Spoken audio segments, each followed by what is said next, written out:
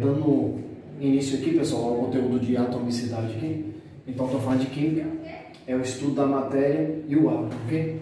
Então, sempre quiseram, foi uma dúvida do passado, saber de que era feita a matéria, qual a composição da matéria em si, tá? Então, vários filósofos tiveram suas ideias sobre isso, até chegar aos métodos científicos atuais. Então, a gente vai estudar, nesse caso, a cronologia dos modelos atômicos aí. Então, o estudo da matéria. Então, começou, nesse caso, pelo filósofo grego, ok? Empédocles, na qual detectou que a matéria ela poderia ser feita de vários elementos, ok? Aí veio outro filósofo grego chamado Aristóteles, e os dois juntaram esse tipo de pensamento e criaram. A matéria é constituída de 4 elementos. Quais são os 4 elementos? Fogo, ar, água e terra. Então, toda a matéria era feita da combinação desses 4 elementos, tá? Aí, o surgimento da química como ciência. Isso aconteceu com os métodos experimentais, começaram nesse caso os métodos empíricos, e portanto aqui surgiram alguns cientistas e filósofos da época, tá? Então, entre eles o filósofo Robert Boyle, na qual ele determinou um método científico. Então, a partir do momento, deu-se início a um método científico. O que é método científico? Um método na qual ele vai fazer vários experimentos, ok? Para detectar se aquele fenômeno realmente é conhecido desse tipo de modo. Então, são modelos de determinados experimentos na natureza, de reações químicas na natureza.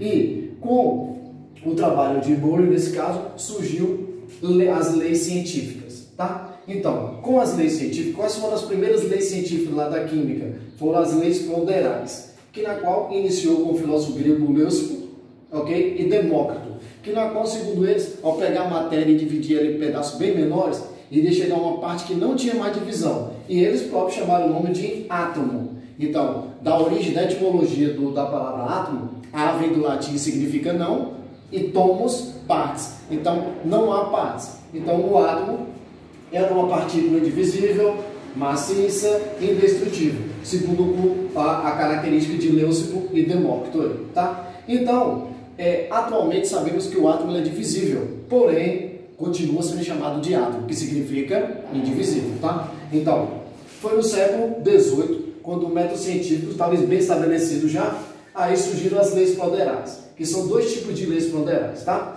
A lei de Lavoisier, que é considerada chamada a conservação da massa, e que no dia a dia fala que na natureza nada se perde, nada se cria, tudo se transforma, tá? Então, esse é o princípio da lei de Lavoisier.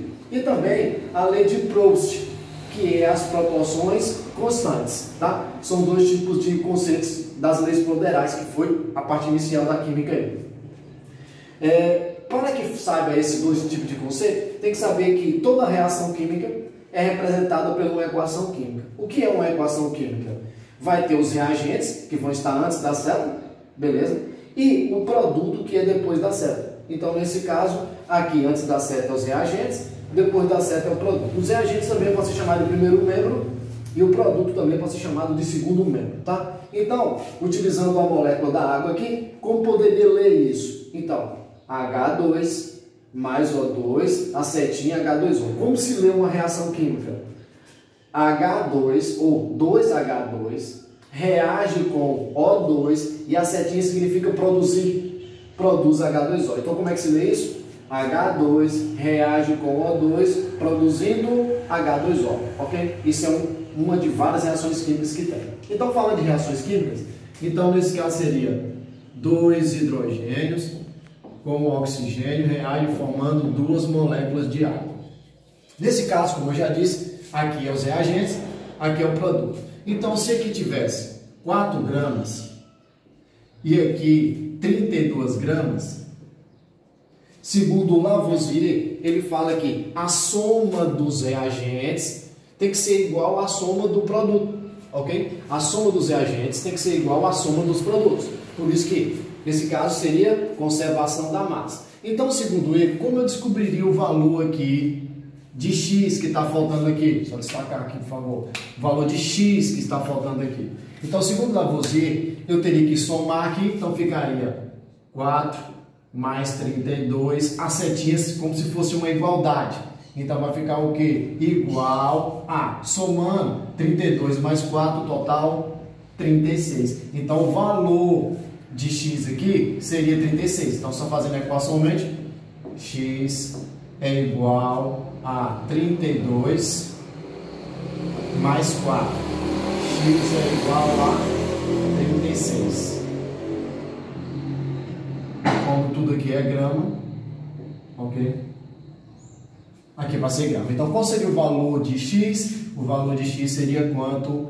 36 gramas, tá? Então, a soma dos reagentes é igual ao produto. Então, isso seria a lei de Lavoisier. Porém, qual seria a lei de Proust nesse caso? Então, segundo a lei de Proust, então, nesse caso, se eu tenho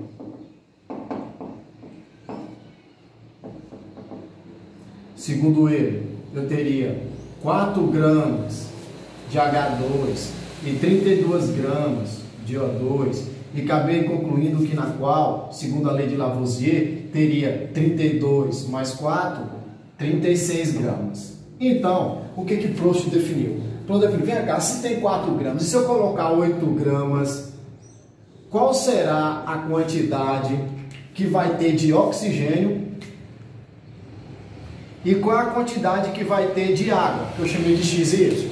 Então, segundo Lavoisier, ok? Nesse caso é a proporções constante. Então, ele ia fazer uma regra em 3 simples. Então, se aqui tem 4, beleza? E lá tem 32, se eu coloquei 8, eu dobrei. Se eu dobro aqui, eu tenho que dobrar lá também, ok? Por isso que é chamado de conservação da massa, que nesse caso, a lei de Lavoisier e a proporção constante, ok? De Proust. Então, segundo Proust, eu vou fazer uma regra de 3 simples aqui. Então, vai ficar 4x é igual a 8 vezes 32, ok?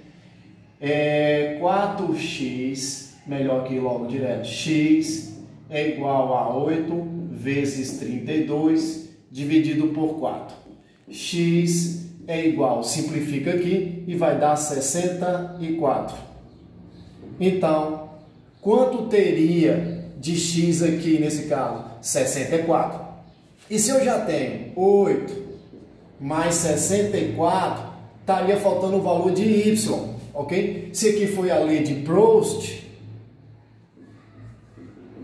agora eu vou precisar da lei de Lavoisier, que segundo Lavoisier a soma dos reagentes é igual ao do produto. Então ficaria como? Y é 8, mais, nesse caso direto aqui, y é igual a quanto? A 64 mais 8.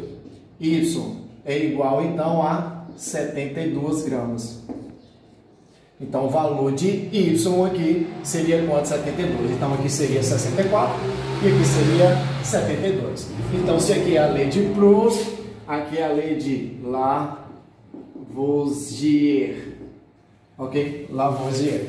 São as leis específicas disso, tá? Então, portanto, seria a lei de Lavoisier, ok? Desculpa, aqui é a Lavoisier e aqui é de Proust, tá? E na adiante, então, com isso, surgiram os modelos para explicar como um átomo funciona, que é chamado de modelos atômicos. Então, na ordem cronológica evolutiva dos modelos, o primeiro foi o de Dalton, depois foi o modelo de Thomson, depois o modelo de Rutherford, depois o modelo de Rutherford-Bohr, e aí tem os modelos atuais. Porém, em sistema didático de ensino, a gente para em modelos atômicos de Rutherford-Bohr e depois a gente fixa isso melhor mais adiante, tá? Então, o primeiro modelo foi criado por John Dalton, beleza? E John Dalton, ele, segundo, pegando os conceitos das leis proderais, ele determinou que o átomo seria esferas maciças, tá? Uma bolinha maciça, indivisível, não tinha divisões, tá? E indestrutível, ou seja, não poderia destruir. Como o próprio Lavoisier diz, na natureza nada se perde, nada se cria, tudo se transforma. Então, a matéria, ela é indestrutível, tá? Nesse caso, então, temos que destacar porque ele é indivisível. É o único modelo indivisível. É o modelo de John Dalton, tá? Então, segundo ele, os elementos químicos teriam a mesma massa, o mesmo tamanho. Então, isso aqui já é um certo erro, a massa aqui que a gente vai ver um pouquinho adiante, tá? E o modelo dele ficou conhecido como bola de bilhar, uma bola de sinuca. Então, ela seria quem? Esférica, maciça e indivisível, ok? Então, seria o modelo dele. Se eu fosse falar do modelo de Dalton, como ele representaria, tipo aqui essa equação? H2 aqui, por exemplo. Então, ele ficaria como uma bolinha fosse H e outra bolinha H. Então, teria 2H junto. Se fosse apresentar o O2 aqui, por exemplo, vou substituir por uma bolinha de cor diferente. Então ficaria aqui tipo um O aqui e outro O aqui. Então ficaria O2, H2, O2. E a água ficaria como? Eu teria uma bolinha de O pintada e duas bolinhas brancas grudadas, ou seja, um H, dois Hs com um O, que seria aqui mesmo H2O, ok? Então até hoje o modelo de Dalton ainda é utilizado por esse tipo de coisa, mas eles não sabiam explicar como fazer você atritar uma parte com a outra, tipo atritar uma caneta no cabelo e triscar em um pontinho de papel. Ele vai atrair o papel. Então ele não sabia explicar essa atração elétrica que tinha no modelo. Surgiu então, com a descoberta da eletricidade e o magnetismo, surgiu o modelo de Thomson, que é J.J. Thomson. E Thomson pegou um tubo de ensaio, ok, que hoje é utilizado como monitor de televisão, que é chamado tubos catódicos. Então ele colocou uma eletricidade para passar pelo tubo. Aí saiu um raio que saía do catodo em direção ao anodo, beleza? Esse cara, então ele chamou, por sair do catodo, ele chamou de raios catódicos. E esses raios catódicos, onde ele colocou uma placa positiva e uma negativa, magnética, essa partícula catodo foi atraída pelo campo elétrico positivo. Então, se ele foi atraído pelo campo elétrico positivo, na física explica que cargas iguais se repelem e cargas diferentes se atraem. Se ele for atraído pelo positivo, é porque ele tinha que ter carga elétrica negativa, ok? Então, portanto, ele criou um novo modelo atômico. Então, ficou uma esfera positiva, o átomo em si era positivo, com várias cargas negativas, como ele determinou ali. Ele agora, se o átomo tem essa divisão, ele deixou de ser divisível e passou a ser divisíveis. Então, da agora em diante, todos os átomos são divisíveis, tá? Então, e ele foi o descobridor de que mesmo? Do elétron, que nesse caso seria da carga negativa, que eram os raios catódicos, antigamente chamados. Então, segundo ele, o átomo em si era uma massa positiva, que ele não sabia o que era ainda, incrustado, o que é incrustado? Grudado nele cargas elétricas o que? Negativas. Então, portanto, nesse caso ficou conhecido como pudim de passas, onde o pudim era a massa positiva e as passas as cargas elétricas negativas, ok? Então esse era o modelo de Thomson, beleza, que perdurou pouco tempo. O de Dalton perdurou mais de 100 anos e o de Thomson foi pouco tempo, tá? Aí veio um outro cientista chamado Ernest Rutherford, beleza? Nesse caso mais conhecido aqui como modelo atômico de Bohr. E aí, com a descoberta da radioatividade, ele fez uma certa experiência, beleza? Essa experiência que ele fez, ele utilizou uns elementos radioativos para que pudesse concluir esse conceito. Então, ele pegou e colocou um elemento radioativo numa caixinha de chumbo, colocou uma folha de ouro, uma folha bem fininha de ouro, tá? E um anterparo aqui na qual com luz fosforescente. Para quê? Para quando o raio bater, refletir, saber onde estava colocando. Então, essa partícula que ele colocou, que era o polônio, e o polônio era emissor de partícula alfa, que tem carga elétrica positiva, alfa, beleza? E bombardeou a placa. Se Thomson tivesse correto, a maioria das partículas iriam voltar, beleza? Aí o modelo de Thomson era o correto. Porém, o que aconteceu? Espantou Rutherford, porque a maioria das partículas atravessaram. E se a maioria das partículas atravessaram, já era o modelo de Thomson, beleza? Então modificou. Aí, como a maioria das partículas atravessaram, Rutherford descobriu que o átomo tinha uma região muito grande e era vazia, o que ele chamou de eletrosfera. Eletrosfera. Como o próprio nome está dizendo, a eletrosfera ela vai ter o que dentro dele? Vai ter os elétrons, ok? Como o nome está dizendo, vai ter os elétrons de carga elétrica negativa, vai ter trocado de dentro. Quanto à conclusão, pouquíssimas, atenção que isso é importante, viu, para a gente não errar, a maioria atravessou, pouquíssimas, ao bater na placa, voltava, ricocheteava, beleza? Então ele concluiu que o átomo teria que ter uma região muito pequenininha, onde concentrava toda a massa do átomo, nesse caso, o peso do átomo, que ele chamou de núcleo, ok? E algumas partículas, ao atravessar, ela sofria desvio. Pouquíssimas partículas sofriam desvio. Então ele concluiu que se alfa é positivo e ela passa perto de uma partícula e ela, nesse caso, foge da partícula, então, portanto, se alfa é positivo, essa partícula também teria que ser o quê? Positiva, porque uma separou. Então ele concluiu que dentro do núcleo teria que ter uma partícula positiva que ele próprio chamou de prótons, dotado de carga elétrica positiva. E aí ele criou o modelo dele, ok? Então o modelo de Rutherford, ele descobriu o tamanho relativo do núcleo, descobriu o tamanho do núcleo, que o núcleo é de 10 a 100 mil vezes maior do que a eletrosfera. Então se eu tivesse uma bola de gude no meio do Maracanã, o Maracanã era a eletrosfera e a bola de gude era o núcleo, tá? Então, continua sendo divisíveis e ele foi o descobridor de quê? Do prótons. Então, segundo ele, o átomo teria uma região grande, que era a eletrosfera, onde tinha os elétrons de carga negativa, um núcleo muito pequeno, porém tinha prótons de carga elétrica positiva. E os elétrons ficavam girando em torno do núcleo, o que ele chamou de sistema planetário, ok? Ou modelo do sistema solar, onde a eletrosfera, o núcleo e os elétrons ficavam girando em torno da eletrosfera, ok? Porém, ele não sabia explicar por que os elétrons negativos que estão na eletrosfera e o próton que está no núcleo positivo, um não atraía os outros, porque os dois têm cargas positivas. Ele não soube explicar isso. Aí entrou um cientista chamado, nesse caso, de Niels Bohr. Mas antes de Niels Bohr, um discípulo de próprio Rutherford, ok? Ele, chamado James Chadwick, ok? Nesse caso, o que aconteceu com o Chadwick? Nesse caso, ele descobriu os nêutrons. Como nêutron? Ele descobriu, então, que tinha uma partícula que impedia a atração dos prótons pelos elétrons, ok? E, como não tinha carga elétrica, ele chamou de quem? Nêutron. Então, era o que na qual impedia a atração pelos dois. Com isso, então, ficou um outro modelo que Rutherford estabeleceu, que, nesse caso, corrigido por Niels Bohr. Então, o modelo ficou chamado modelo atômico de Rutherford-Bohr. Por que é de Rutherford? Porque o modelo realmente é de Rutherford.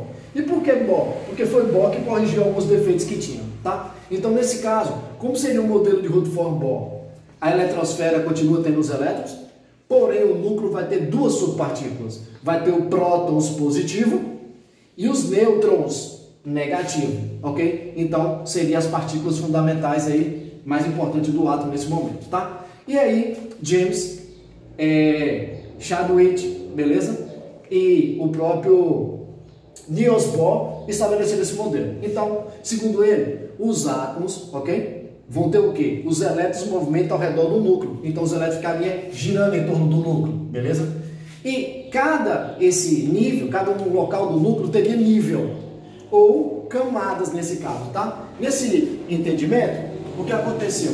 Ele descobriu que a eletrosfera era dividida assim, aqui era o núcleo e aqui era dividido, que ele chamou isso de camadas ou níveis, Se aqui é o núcleo, ele chamou cada uma delas de letras, então nomeou, que vai de K até Q, então que seria K, L, M, N, O, P, Q e assim por diante, tá? Essas que estão mais próximas do núcleo são menos energéticas.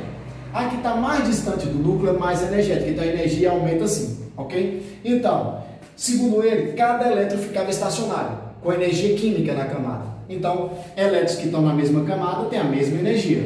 Porém, se eu pegar e acrescentar energia nesse elétron, ele vai sair de um nível menos energético e vai pular para um nível mais energético, ok? Sai de um menos energético para mais energético. O que ele faz com a energia? Absorve?